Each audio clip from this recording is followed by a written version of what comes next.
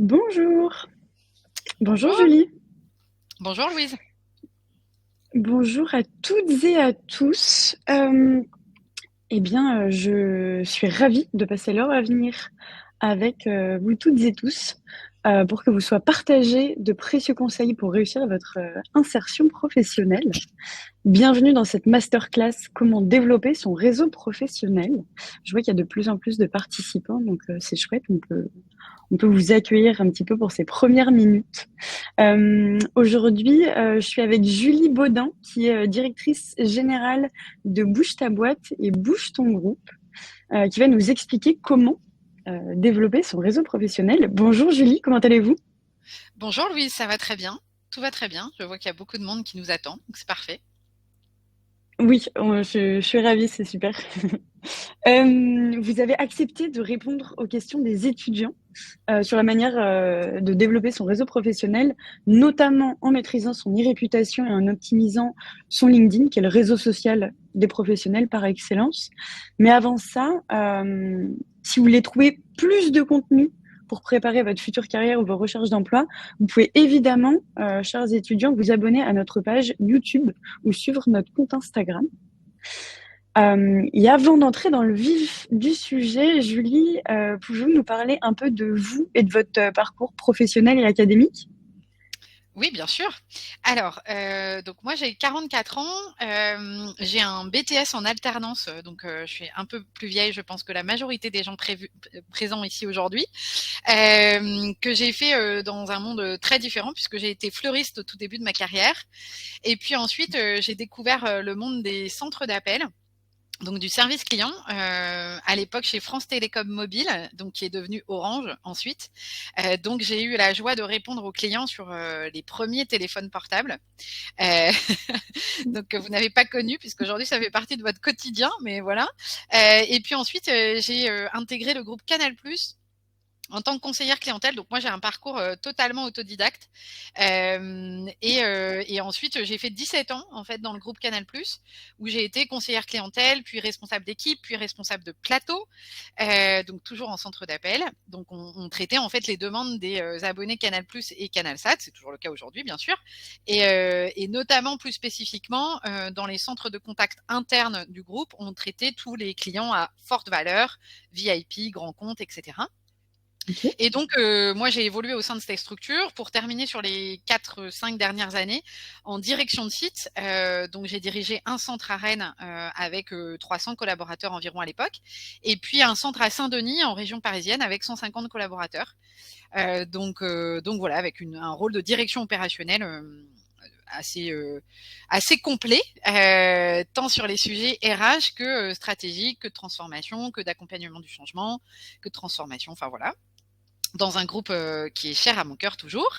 Et puis j'ai quitté le groupe Canal+ pour rejoindre Bouge ta boîte, et rejoindre Marie-Éloi, qui est la présidente et fondatrice du réseau. Je fais tout en un, hein, Louise, je présente en même temps l'activité. Évidemment, allez-y. Donc Bouge ta boîte, c'est quoi? C'est un réseau d'affaires dédié aux femmes entrepreneurs dirigeante, donc TPE, moins de 20 collaborateurs. Aujourd'hui, le réseau, c'est 1800 entrepreneurs partout en France, dans plus de 140 villes.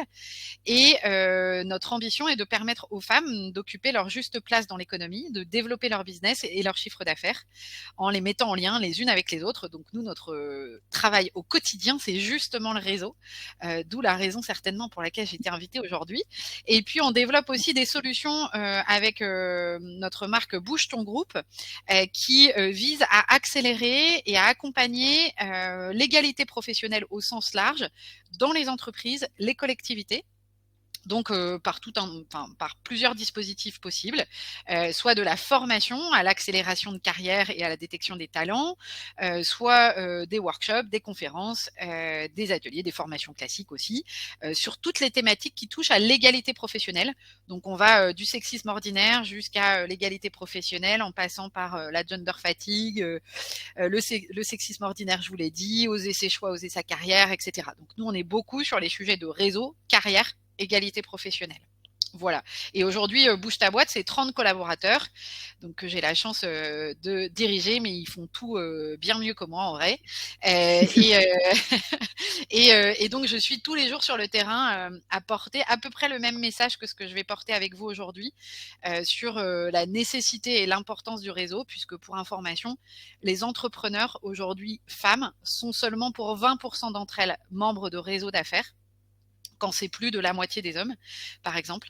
Donc, et ça s'apprend dès le plus jeune âge. C'est la raison pour laquelle j'ai accepté d'être là.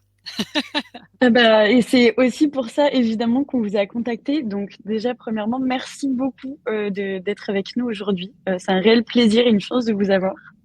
Et j'en profite pour vous poser la première question qu'on a reçue de la part des étudiants.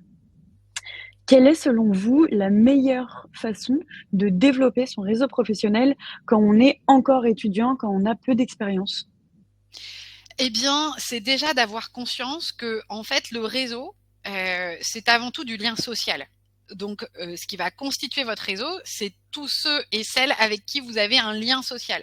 Donc, ce sont vos amis, c'est votre famille, c'est vos oncles, c'est vos tantes, ce sont vos professeurs, ce sont vos amis au lycée, et puis après aussi. Et votre réseau, en fait, on en a tous déjà un. Donc, il faut simplement le conscientiser souvent, mais surtout le réseau, il est constitué de son lien social. Et puis après, il y a ce que vous allez en faire. Évidemment, on n'a pas un lien avec les gens juste pour des raisons tactiques ou parce qu'un jour, ils vont nous servir à quelque chose. Ce qui compte, c'est d'abord de se dire, le réseau se développe dès le plus jeune âge, y compris quand on a l'impression qu'on n'en a pas. Et puis on parlera de LinkedIn, je crois, un peu plus tard. Et surtout, le réseau, ça s'entretient, donc ça se nourrit. Ça se nourrit de rencontres. Ça veut dire provoquer les rencontres. Ça veut dire proposer un déjeuner parfois. Ça veut dire proposer d'aller avec quelqu'un à un événement de réseautage ou à une conférence ou quoi que ce soit, y compris au sein de vos écoles. Et, euh, et ça veut dire aussi avoir, on y reviendra tout à l'heure et je détaillerai, mais ça veut dire aussi avoir une cohérence digitale. C'est-à-dire qu'aujourd'hui, ça se joue beaucoup là-dessus, quand même pour beaucoup. Et ça veut dire, bah, même si j'ai pas de réseau ou même si j'ai l'impression que j'en ai pas, comment j'entretiens mon profil digital. Et ça, vous avez la liberté de le nourrir, ce profil digital, y compris quand vous êtes étudiant, soit par vos centres d'intérêt, soit par les entreprises auxquelles vous vous intéressez, soit par votre métier, soit parce que vous avez envie de partager un contenu. Donc, votre profil, il faut l'entretenir en fait. Donc, et il y a le réseau physique et puis il y a le réseau digital. Mais en fait, vous en avez déjà un réseau. Le premier sera certainement votre réseau d'alumni, par exemple. Ok, très clair. Je pense que c'est bien que tout le monde ait évidemment à l'esprit que, en fait, on a tous un réseau, que ça vienne de notre école ou même pas forcément.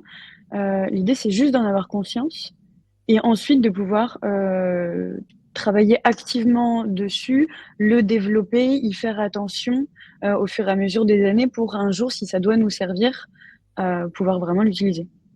Exactement. Et des choses toutes bêtes, hein, vos cousins, vos cousines, vos frères, vos sœurs, plus âgés, plus jeunes, peu importe. Est-ce qu'ils savent concrètement quel métier vous avez envie d'exercer, vers quel type d'entreprise vous avez envie d'aller, pourquoi est-ce que vous avez fait ce choix d'études? Est-ce que ne serait-ce que ça, ils le savent? Eh bien, bien souvent, pas vraiment. Ils savent à peu près ce que vous faites, mais à quoi vous aspirez, vers quel univers vous avez envie de vous tourner, qu'est-ce qui vous épanouit, ça ils le savent pas vraiment. Et si ça se trouve, il y a des passerelles entre ce que vous ambitionnez et ce que eux font aujourd'hui, ou peut-être des gens qui connaissent dans leurs amis à eux et leur réseau plus largement.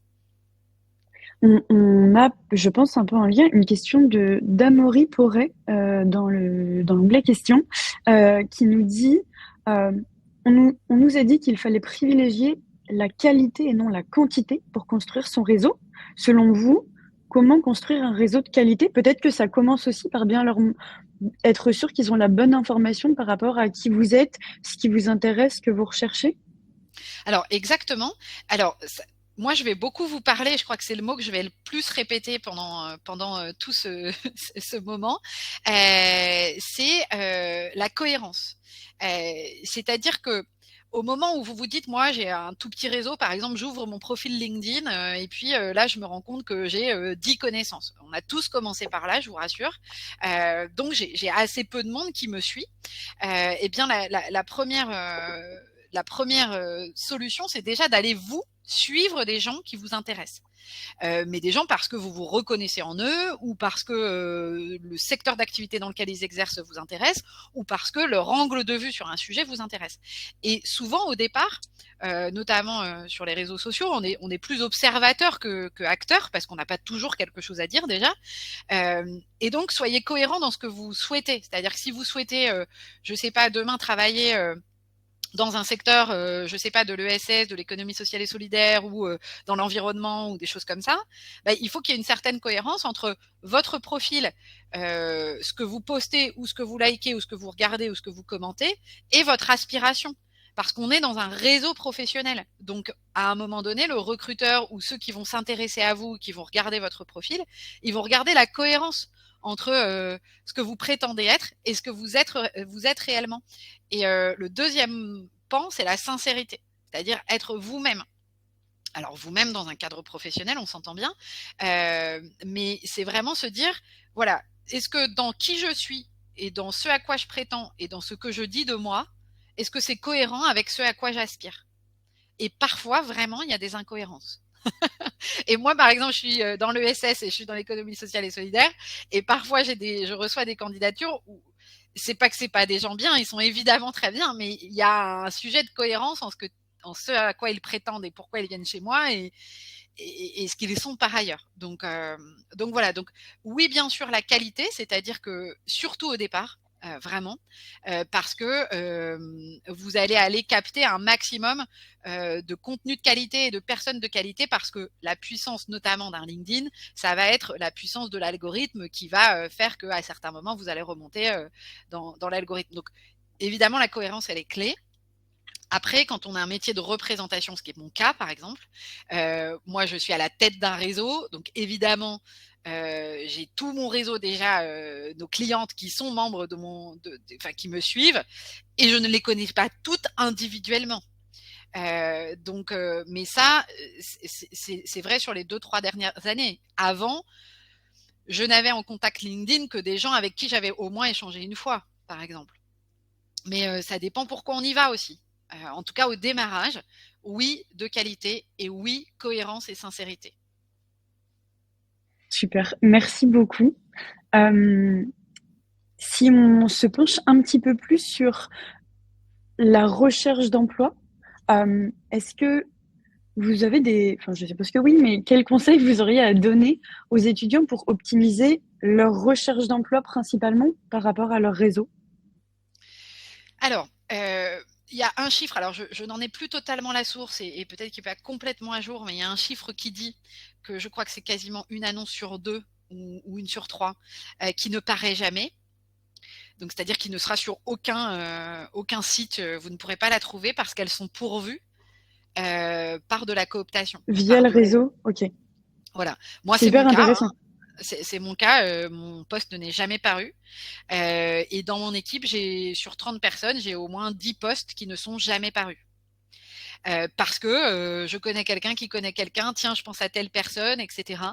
Moi, le job que j'ai aujourd'hui, je l'ai par une connaissance qui m'a mis en lien avec Marie, et c'est comme ça que j'ai eu ce job qui n'est jamais paru.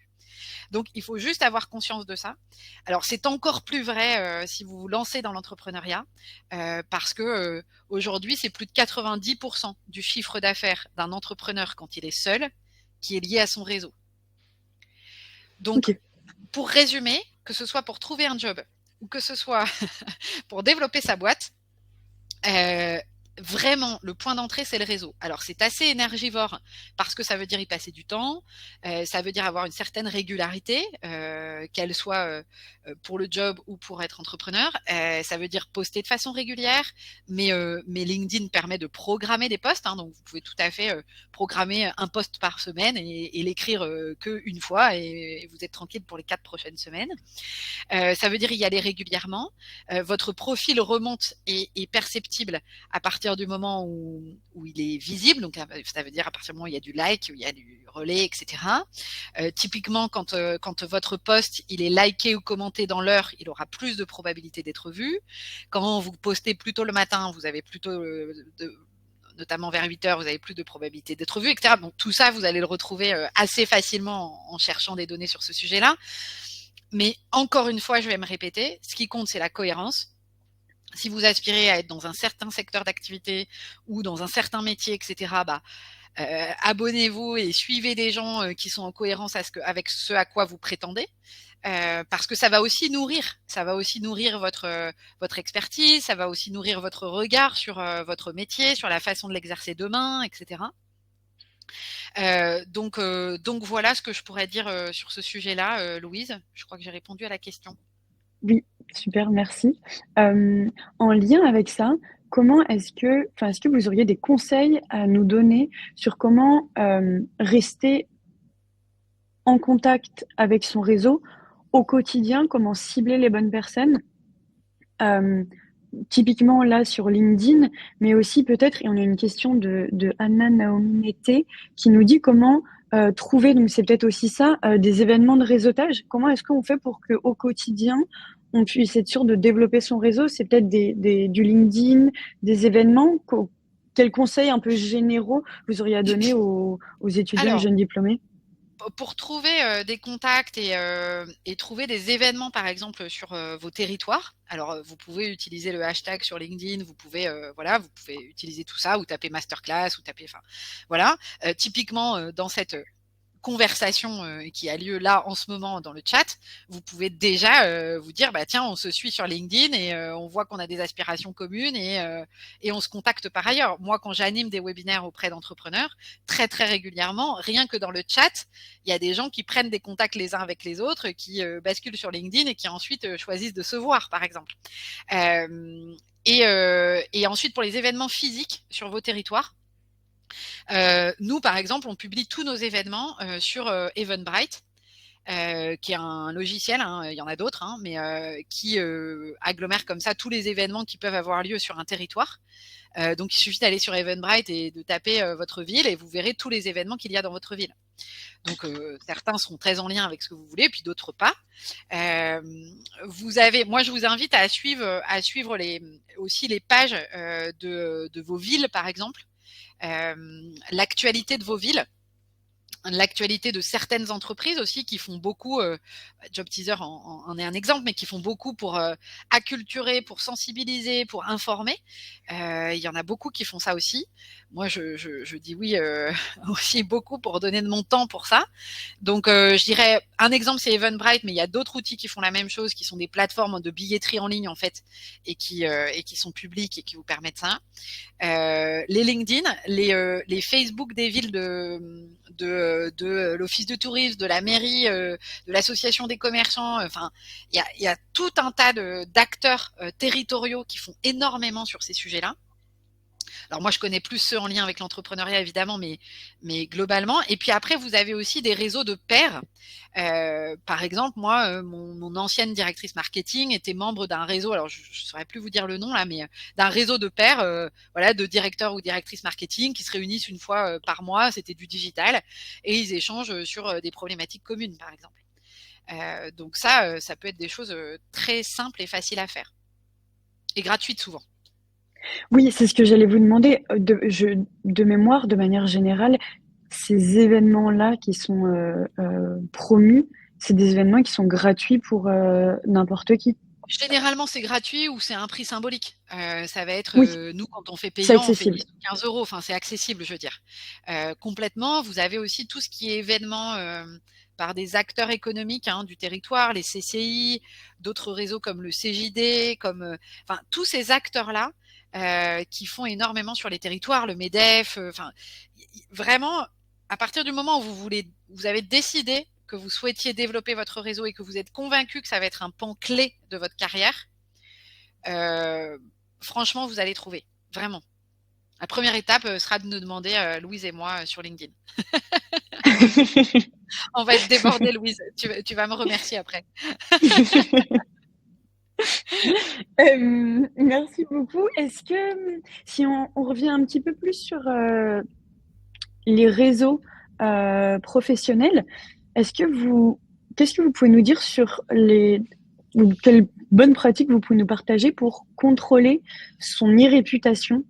Parce que peut-être qu'on se rend pas forcément compte au début, peut-être qu'on a aussi eu et je crois qu'il y avait une question un peu dans ce sens, un profil LinkedIn qu'on a créé il y a quelques années, qu'on n'a pas du tout utilisé. Là, si on veut le reprendre, qu'est-ce qu'on doit vérifier? Comment bien le créer? Ça peut être ça, l'e-réputation. Je suppose qu'il y a aussi beaucoup d'autres choses que LinkedIn. Mais voilà, si vous avez des éléments là-dessus. Alors, la première chose, alors déjà, moi, pour être très claire, quand je reçois des candidatures, alors moi, je suis une TPE, hein, donc je suis pas une multinationale qui a 12 équipes RH derrière pour faire le filtre des CV. Donc vraiment, je le dis en mon nom, hein, ça n'a que ça comme valeur. Moi, clairement, le CV et la lettre de motivation, alors ça ne veut pas dire qu'il ne faut pas bien le faire, hein, mais je le regarde honnêtement assez peu.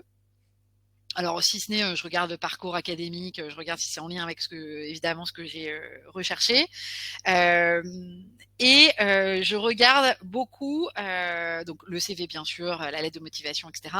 Alors, quand juste la lettre de motivation, moi je parle en mon nom, je suis une entreprise où voilà, je suis à impact, je suis une entreprise à mission, j'agis sur l'égalité professionnelle, donc j'ai un impact et une visibilité sur ces sujets-là extrêmement fort. Donc quand on m'écrit et qu'on ne me parle pas de ce sujet-là, bon, on peut avoir le meilleur CV du monde, honnêtement, je ne vais pas aller beaucoup plus loin.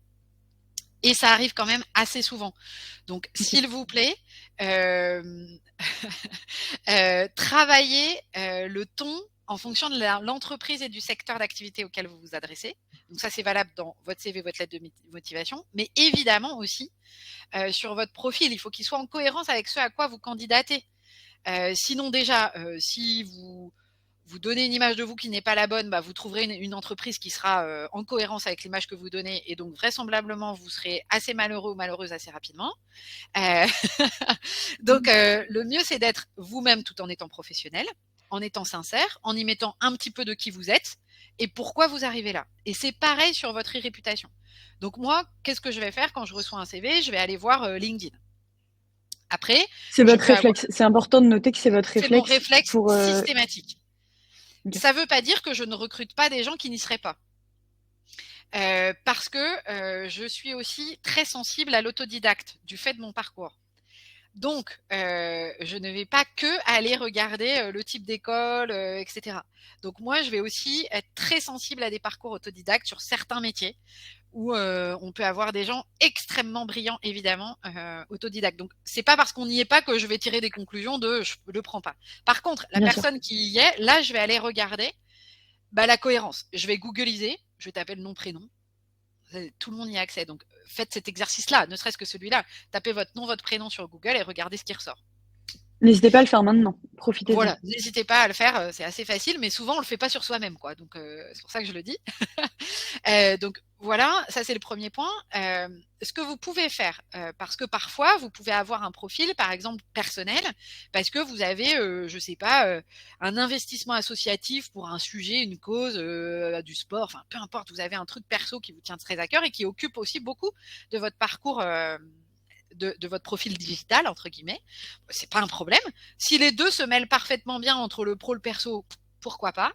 Mais vous pouvez aussi choisir d'avoir une identité digitale divisée, c'est-à-dire vous pouvez choisir d'avoir plusieurs profils. Alors sur LinkedIn, généralement, on n'en a qu'un quand même, mais sur Instagram, par exemple, on peut choisir d'en avoir plusieurs. Moi sur Facebook par exemple j'ai choisi de n'avoir que mon profil perso sur Facebook, donc je ne poste quasiment rien presque rien de pro par exemple, et sur Insta et LinkedIn je suis total bouge ta boîte, bouge ton groupe, donc voilà, mais c'est mon choix. Après j'aurais pu très bien choisir sur Instagram de garder mon profil perso en perso et de créer un autre profil officiel qui soit bouge ta boîte exclusif. Donc ça, c'est le premier point, c'est faites ce choix-là. Après, sur LinkedIn, vous pouvez avoir le profil si vous lancez votre boîte, par exemple demain, vous pouvez avoir le profil de votre boîte avec l'entité de votre boîte et puis votre profil à vous. Nous, c'est notre cas, par exemple. On a une entité Bouge ta boîte, bouge ton groupe avec des pages LinkedIn très institutionnelles, corpo, etc. Pour Bouge ta boîte, bouge ton groupe. Et puis, on a le profil de Marie et moi où à nous deux, on a presque quasiment autant de followers que sur les pages de la boîte, mais qui nous permettent de porter des sujets en notre nom et d'avoir une identité digitale parallèle à Bouge ta boîte, bouge ton groupe. Donc ça, c'est plus une stratégie digitale, mais c'est pareil sur vous en perso, quoi. Donc, ce qu'on va regarder, moi, ce que je vais regarder sur le profil, je vais aller regarder les boîtes auxquelles vous vous intéressez, le type de post que vous faites, le type de commentaires que vous faites. Je vais y aller pas juste pour me dire je suis d'accord ou je suis pas d'accord, mais juste pour me dire est-ce qu'il y a une cohérence entre le profil, le job et ma boîte. Parce que parfois, vous pouvez être géniaux dans la boîte d'à côté, mais pas chez moi, et vice-versa. Donc, c'est juste ça que je vais aller regarder. Si on n'est pas un tout petit peu convaincu de l'égalité professionnelle, si on n'a pas l'âme un tout petit peu féministe, quand on vient chez moi, ben, on risque d'être rapidement à côté de ses baskets, quoi. Donc, c'est juste une question de cohérence, encore une fois. Super clair. Et de ce que je comprends aussi, c'est que ce soit une lettre de motivation ou que ce soit un profil LinkedIn, ce n'est utile que si c'est s'il y a une vraie cohérence, si c'est assez personnalisé. Écrire une lettre de motivation à un recruteur qui sera exactement la même pour 10 autres recruteurs, ça va plus décourager le recruteur qui se dira je comprends pas pourquoi il m'a écrit que typiquement s'il n'y en avait pas.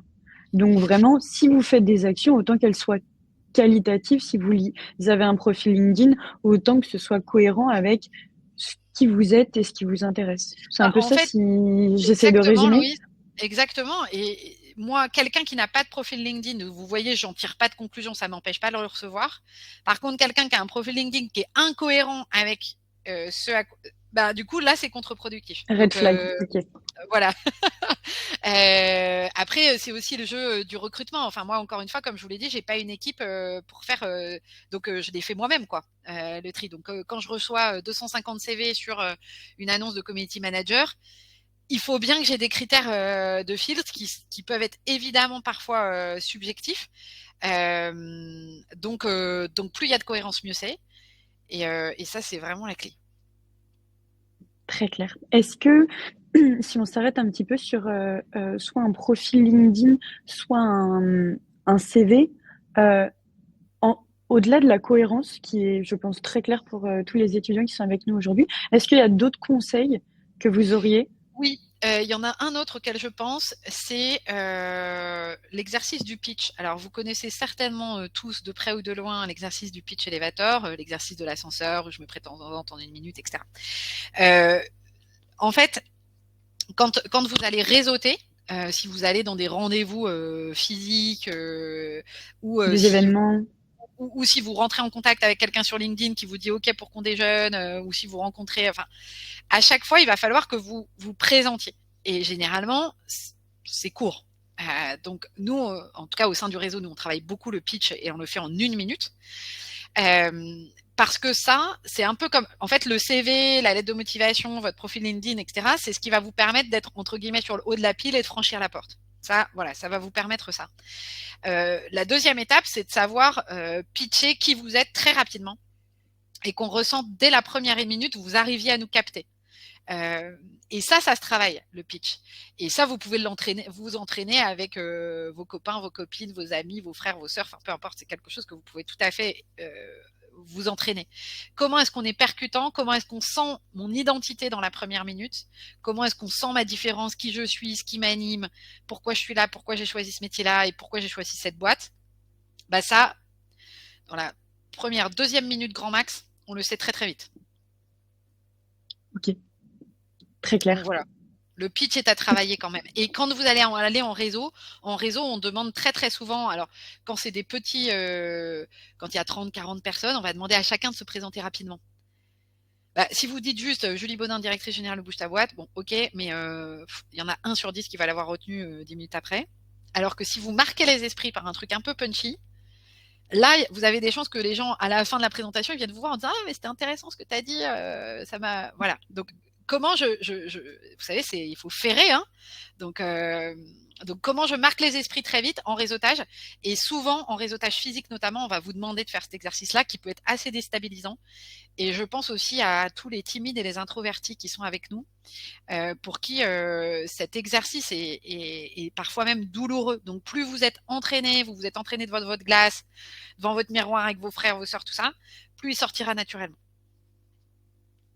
Très clair. Oui, je pense que c'est surtout beaucoup d'entraînement et c'est très important pour faire en sorte que ensuite, quand des étudiants ou jeunes diplômés vont à des événements, ils soient à l'aise et ce soit pas quelque chose auquel ils pensent, mais que juste ils se présentent et qu'ensuite la conversation démarre. Oui, complètement. Super. Est-ce que si on revient un peu sur les réseaux professionnels et ou sites web, est-ce que vous auriez des recommandations à faire au-delà de LinkedIn, auquel on pense, je pense, par défaut? Vous avez parlé d'Eventbrite qui est là du coup surtout pour Les s'inscrire événements. à des événements. Est-ce que vous pensez à d'autres sites et ou réseaux facilement accessibles pour tout un chacun? Tu parles que de réseautage, hein, pas pour postuler, Louise, hein. Pour construire un réseau, oui. Alors, mais on peut ouvrir la question évidemment. Alors pour postuler, moi, alors c'est très clair, hein, les TPE, PME comme moi, qui n'ont pas beaucoup d'argent, vont sur les sites bien ficelés gratuits. Pour faire très court. Typiquement, moi, je recrute quasiment que avec Indeed, par exemple, mais il y en a plein d'autres, hein, qui sont évidemment très très bien. Et donc voilà, pour faire simple. Donc ça c'est pareil, tous ces sites-là, il y en a d'autres qui fonctionnent comme ça. Ils ont un truc qui franchement est assez abominable parfois, c'est que vous pouvez faire des candidatures automatiques en présélectionnant certains filtres. Et du coup, quand il y a un job qui sort et qui est en corrélation avec votre recherche, du coup, ça postule en automatique. Ok. Bon, bah, ça, ok. Par contre, pour celui qui reçoit les candidatures, en fait, c'est affreux. Parce qu'on reçoit le même truc que la boîte d'à côté, donc évidemment, voilà. Et surtout, on voit quand c'est le truc automatique, c'est vraiment très perceptible. Donc juste faites gaffe à ça, ou alors soyez très méticuleux sur vos filtres, vos tris et comment vous le faites. Donc c'était pour ça que je posais la question, parce que je pensais à Indeed. Après, moi, ce que je peux vous recommander, c'est de taper tout simplement sur Google réseauter dans ma ville. Il y a plein d'associations aussi, d'associations locales qui font du réseautage, qui font de la mise en lien, qui font beaucoup pour les jeunes aussi. Vous avez une asso par exemple qui s'appelle 100 000 entrepreneurs, avec laquelle on est partenaire. Donc ça, c'est plus pour ceux qui veulent être entrepreneurs. Nous, on intervient dans les écoles pour sensibiliser sur ces sujets-là. Ils font aussi beaucoup d'actions. Donc moi, le seul conseil que je peux vous donner, c'est réseauter dans ma ville. Réseau Développer d'alumni son peut-être réseau, aussi. réseau d'alumni, bien sûr. Réseau d'alumni, bien sûr, mais bon, souvent réservé aux alumni. Donc pour le coup, ça c'est un peu plus dur de pénétrer dans ces trucs-là. Mais par contre, si vous avez un copain, une copine qui est membre d'un réseau d'alumni d'une autre école, il peut peut-être vous convier, parce que parfois ils ont le droit à des invites. Donc ils peuvent peut-être vous convier dans l'événement de l'autre école. Enfin, ça peut être aussi intéressant. Donc moi, je vous recommande de taper réseauter dans ma ville, développer mon réseau professionnel dans ma ville, si c'est du physique. Et si c'est du digital, là, ce sera plutôt du réseau de pairs dans votre métier. Et là, c'est pareil, il y a plein de communautés. Alors sur LinkedIn, c'est pareil, il y a plein de communautés d'experts du numérique, du RH, etc. Et vous abonnez à ces communautés-là. Ça fait que vous serez informé de leurs événements. Ils font beaucoup de masterclass comme ça, ils font beaucoup de webinaires. Moi, par exemple, je suis sur une communauté qui s'appelle Parlons RH, je crois, sur LinkedIn, par exemple, pour tous mes sujets RH. J'ai d'autres communautés. Je suis, par exemple, sur la communauté des entreprises à mission. Bon, voilà, ça m'apporte autre chose. Je suis dans Mouvement Impact France, parce que ce sont toutes les entreprises à impact, et du coup, je suis à l'intérieur. Vous avez des choses comme Make Sense qui font des choses vraiment top. Oui. Enfin, voilà. Je vous cite tous ceux qui me viennent. Et puis Job Teaser, évidemment, qui fait plein de choses bien aussi. Quand même. Merci. Je je repensais au fait qu'on parle du coup d'événements. Est-ce que vous avez des conseils peut-être, parce que je pense que la plupart des étudiants qui sont avec nous aujourd'hui n'ont pas forcément déjà participé à des événements de réseautage. Est-ce que vous avez des conseils sur comment se comporter sur place une fois qu'on participe à un événement, que faire, quelle bonne pratique lorsqu'on arrive dans ces événements-là, euh, si vous en avez certains, pour que les étudiants puissent être beaucoup plus à l'aise peut-être en arrivant à ces événements, en se disant ah bah je sais ce que je vais pouvoir demander, proposer, par exemple. Ok. Alors déjà, ça dépendra évidemment de l'événement et de la taille de l'événement. Parce que si vous allez dans un événement où il y a 30-40 personnes, bah, vraisemblablement, il y a plus de chances que vous ayez la parole ou que vous puissiez voilà, vous présenter. Si vous allez à un événement, évidemment, à 200 personnes, vous ne pourrez pas le faire. Le premier conseil, c'est de vous être entraîné à pitcher, de savoir pourquoi vous y venez. Qu'est-ce que vous avez choisi? Enfin, pourquoi vous avez choisi cet événement-là? Est-ce que c'est parce que c'est la thématique? Est-ce que c'est parce qu'il y a quelqu'un qui y est qui vous intéresse? Est-ce que c'est pour juste rencontrer de nouvelles personnes? Enfin, quel est votre objectif dans cet événement-là? Et déjà, suivant l'objectif, vous n'allez pas faire exactement les mêmes choses. Si vous allez à un événement parce que la personne qui intervient, c'est la personne que vous voulez toucher, vous n'allez pas y aller de la même façon. Donc, bien savoir vous présenter. 2, si vous êtes timide, introverti, etc., moi, je vous conseille d'aller avec quelqu'un, d'aller à 2, à 3, parce que c'est plus facile pour briser la glace. C'est pas toujours simple de savoir comment on commence quand on est en train de prendre son verre au buffet, quoi. Donc c'est plus facile quand on est accompagné. Et puis quand vous y allez à 2 ou à 3, bah, c'est pareil, fixez-vous un objectif. Parce que le risque d'aller à 2 ou 3, c'est de rester entre soi et c'est de ne pas s'ouvrir aux autres. Donc fixez-vous un objectif, ça peut être un défi, vous avez 3, 4, 5 cartes de visite et vous dites, allez, à la fin de la soirée, il faut que je les ai données. Ou alors ça peut être d'approcher quelqu'un dans l'assemblée, enfin peu importe. Vous pouvez aussi, alors moi je fonctionne assez peu maintenant avec la carte de visite, pour le coup j'envoie plutôt mon profil LinkedIn. Et en fait, quand vous allez sur votre LinkedIn, sur votre profil, tout en haut, à côté de la barre de recherche, vous allez avoir un petit QR code. Et ces QR codes, en fait, c'est votre fiche identitaire. Et comme ça, vous pouvez le montrer à l'autre personne qui prend en photo le QR code et directement, il peut s'abonner à vous. Ça a 2 intérêts. Le premier, c'est qu'on fait moins de cartes de visite, donc c'est mieux pour la planète. Et 2, ça renvoie directement vers votre profil LinkedIn qui, lui, normalement, est bien renseigné, cohérent, correspond à qui vous êtes, sincère, etc. Enfin, en tout cas, vous l'avez travaillé. Et en plus, tout de suite, vous l'avez en réseau dans votre... parce qu'une carte de visite, aller 2 jours après se dire, tiens, je m'abonne à cette personne sur LinkedIn, honnêtement, personne ne fait ça. Alors que là, tout de suite, ils vont être dans votre réseau. Donc voilà pour le truc et astuce que je peux vous donner. Super, ça me paraît très efficace, merci beaucoup. Avant de passer aux questions que les étudiants auraient pu poser dans l'onglet questions, et d'ailleurs, chers étudiants, je vous invite à liker les questions que vous préférez. On passera en priorité sur celles qui ont le plus de likes, donc n'hésitez pas à le faire maintenant. Et du coup, en attendant qu'on ait des likes en plus sur les questions les plus pertinentes selon les étudiants, est-ce qu'il y a un dernier grand conseil, une dernière information que vous vouliez partager aux personnes présentes? Peut-être si Vraiment, vous revenez en arrière et que vous vous dites, moi, il y a tant d'années, j'aurais bien aimé savoir ça. honnêtement, j'ai vraiment totalement sous-estimé. En fait, quand on est, moi j'ai fait 17 ans chez Canal+, quand on est dans un grand groupe, on a des opportunités de carrière à l'intérieur du groupe. Moi, j'ai toujours aimé ce que j'ai fait, etc.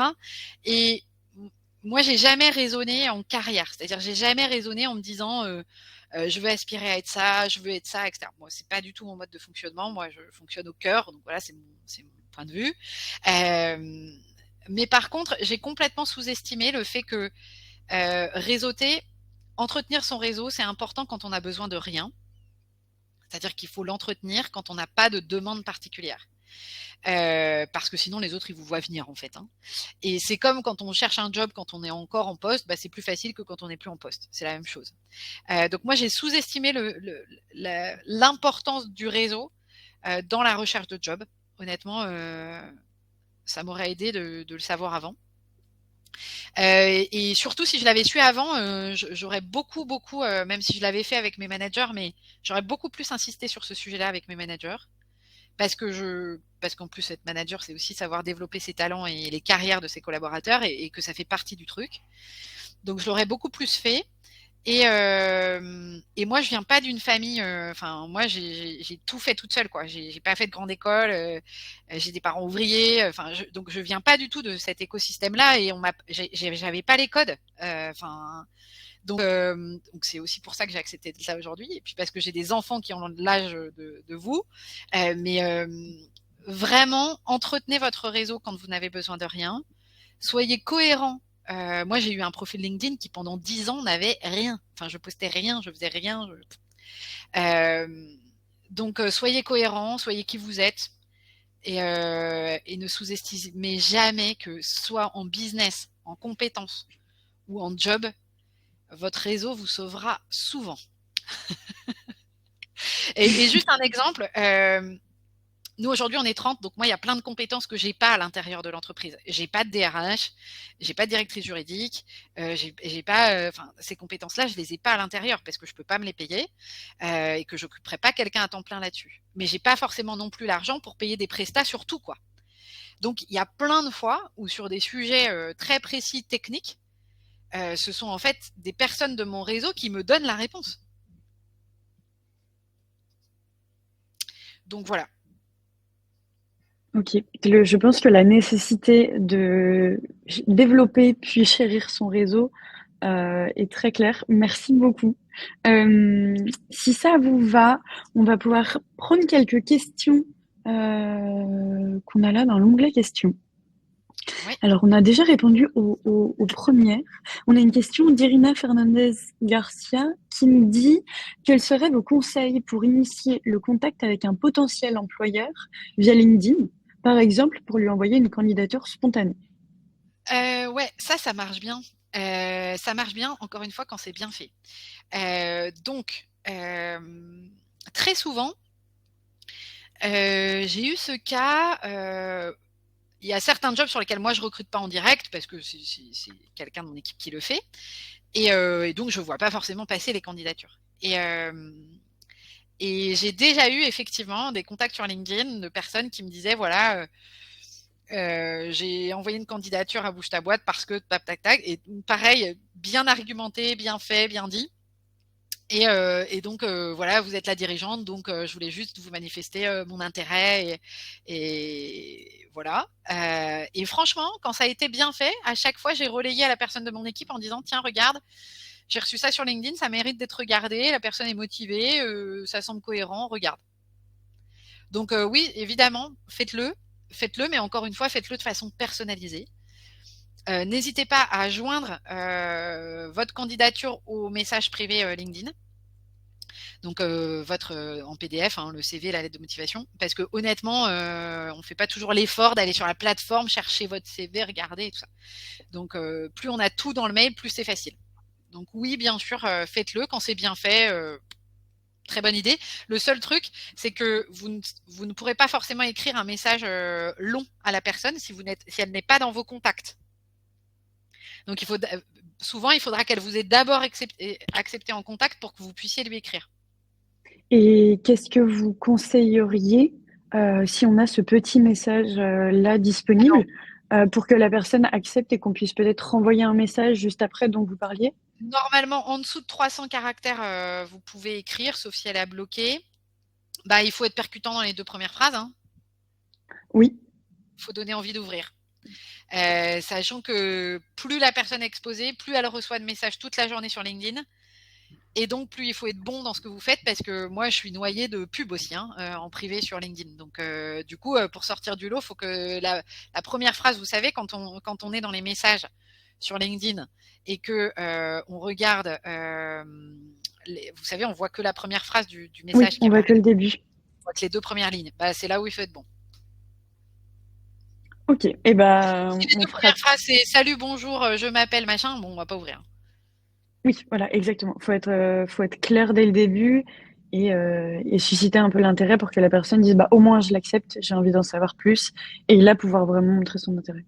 Ok, Exactement. très clair. Merci beaucoup. On a ensuite une question de Sabrine Itim qui dit comment peut-on utiliser LinkedIn pour optimiser sa recherche de stage en tant qu'étudiante en master avec peu d'expérience professionnelle? Eh bien, là, c'est typiquement, demander, à vos parents, aux amis de vos parents, à vos oncles, à vos tantes, à tous ceux qui sont potentiellement sur LinkedIn de, commenter votre post. C'est même bien souvent meilleur que de partager, de commenter votre post. Moi, je le fais, pour quelques personnes de mon entourage. Là, j'avais la copine de mon fils une des copines de mon fils, par exemple, qui cherche un stage. Voilà, je lui ai dit comment faire, et cetera, et je lui ai dit: «Tag-moi dans ton post quand tu l'as fait», et j'ai commenté son post. Je sais pas si ça a servi quelque chose, mais ça peut être un bon moyen de le faire. Postez votre recherche de stage sur les sites aussi, hein, parce que vous pouvez les poster. Moi, j'ai pas mal de personnes, mes neveux, mes nièces, qui ont trouvé comme ça. Et puis à la fin, j'en parlerai, mais moi, je recherche 3 stages, donc peut-être parmi vous, il y aura les heureux élus. Super. Oui, oui, on en parlera juste après. Merci. Est-ce que on peut prendre, je pense, encore quelques petites questions? On a une question de Mathias Le Pimpec qui dit faut-il reprendre des nouvelles régulièrement de nos contacts professionnels? Car je sais qu'à part au Nouvel An et une fois dans l'année, en plus, je ne prends pas de nouvelles. Et ouais, tout à fait. Bah, c'est exactement ce que je disais tout à l'heure quand je disais il faut entretenir votre réseau quand vous n'en avez pas besoin. Alors, bah, idéalement, allez, entretenez votre réseau avec les gens que vous aimez bien et qui vous sont agréables, hein, c'est plus sympa. Mais typiquement, moi, par exemple, euh, au moins 2 fois par mois, je fais un déjeuner avec quelqu'un de mon réseau. Mais j'ai rien à lui demander, hein. J'ai absolument rien à lui demander, si ce n'est de savoir comment il va, partager des bonnes pratiques de gestion de nos boîtes si c'est un entrepreneur, ou enfin voilà, mais c'est de la pure curiosité professionnelle. En fait, le réseau, c'est du lien social et c'est de la curiosité de l'autre. C'est tout. Mais de la curiosité sincère. Donc moi, par exemple, je me fixe ça comme objectif, de faire 2 déjeuners par mois avec des gens de mon réseau. Il y a des gens que j'ai pas vus depuis longtemps, d'autres. Et puis il y a un autre truc aussi, c'est quand vous avez déjeuné ou rencontré quelqu'un il y a 2 mois, il y a 3 mois, vous voyez un post passer sur LinkedIn qui vous fait penser à cette personne-là ou qui vous fait penser à cette discussion-là. Ben, vous la taguez en commentaire. Tiens, Louise, ça fait référence à ce qu'on a échangé il y a 2 mois. C'est pour toi. Et ça montre à l'autre que vous avez de l'intérêt pour lui et que vous pensez à lui. Et en plus, c'est sincère parce que vous avez réellement pensé à lui à ce moment-là. Mais du coup, c'est super parce que ça fait évidemment écho à ce que vous disiez tout à l'heure sur l'importance de développer, d'entretenir son réseau quand on n'a besoin de rien. Et je pense que c'est un peu le maître mot de ce qu'on pourra aussi retenir de nos échanges, c'est que faut faire vraiment attention à ça. Et parce que si à un moment on a besoin d'aide, bah les gens nous aideront beaucoup plus facilement parce qu'on était déjà là pour eux quand on n'avait pas besoin d'eux. Exactement. Et un autre point que j'ai pas dit sur LinkedIn tout à l'heure, remplissez bien complètement votre profil avec notamment l'à propos. Vous avez un onglet à propos qui dit qui vous êtes, ce que vous faites, votre parcours, etc. Alors même si vous êtes encore en études et que vous n'êtes pas, vous n'avez pas encore travaillé au sens permanent du terme dans une entreprise, bah, c'est pas grave. Dans cet à propos, vous pouvez faire état de qui vous êtes, de ce qui vous passionne, de pourquoi vous aimez le marketing ou je ne sais quoi, et ça donne un peu votre trait de personnalité. Franchement, en recrutement, moi, je recrute à 60% la personnalité, hein. Et 40%, ça va être Ouais. évidemment l'expertise, le diplôme, etc. Mais ça, à partir du moment où j'ai quelqu'un qui a le diplôme, qui a fait les études pour, etc., je me doute bien qu'il va s'en sortir. Ce qui va faire la différence, c'est la personnalité et ce que je vais sentir. Très clair, super. Merci beaucoup. Dernière question, je pense qu'on peut prendre. On me conseille souvent, quand je trouve une offre, de postuler directement vers la personne qui s'occupe du recrutement pour l'offre. Savez-vous comment trouver cette personne pour postuler efficacement? Alors oui, c'est vrai, vous pouvez faire ça. Après, parfois, ça peut aussi agacer certains de se dire on respecte Ok. pas le process de base. Donc toujours pareil, il faut que ce soit bien fait, cohérent. Euh, pas trop appuyé, pénible. Alors, vous pouvez le chercher. Alors, soit vous tapez sur Google DRH entreprise X, et généralement vous allez le trouver. Et généralement, il a un compte LinkedIn. Donc ça. Et voilà. Et sinon, par les mots-clés en recherche, hein, sur LinkedIn, ça marche bien aussi. Généralement, les RH et DRH, ils sont sur LinkedIn quand même. Ok, très clair. Merci beaucoup. Merci pour toutes ces informations. Est-ce que vous voulez nous parler des 3 du coup stagiaires que vous recherchez actuellement et Ouais, bien comment sûr. postuler si pour trouver ces offres-là? Avec plaisir. Et ça m'intéresserait, pendant que je vais expliquer ça, ça m'intéresserait qu'en commentaire, vous mettiez, dans le chat plutôt peut-être, que vous mettiez, voilà, qu'est-ce que vous retenez et qu'est-ce que vous décidez peut-être de mettre en œuvre, ou qu'est-ce qui a fait mouche, ou ça peut être un mot, hein, de toute façon il y a beaucoup de monde, donc je pourrais pas tout lire, mais parce que ça m'intéresserait vraiment de le savoir. Donc oui, je recherche. Donc moi, j'ai 3 stages en cours. Alors du coup, je les reprends. Donc j'ai un stage sur une partie plutôt community management, modération, réseaux sociaux, etc. Donc voilà, que vous trouverez sur Bouge ta boîte. On les a publiés normalement.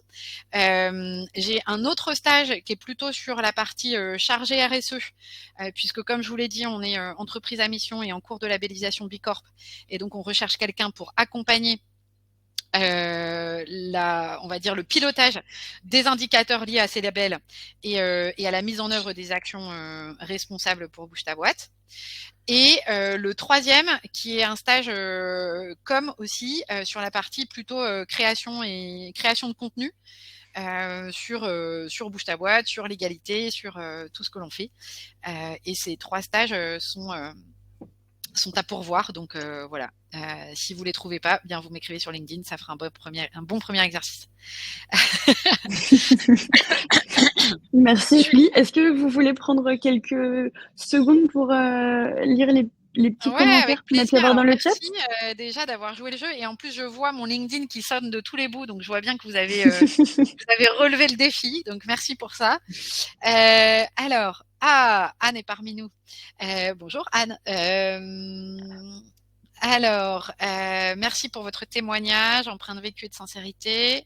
Ok, cohérence. Ah, c'est bon, cohérence, c'est retenu. QR code sur LinkedIn à la place de la carte de visite.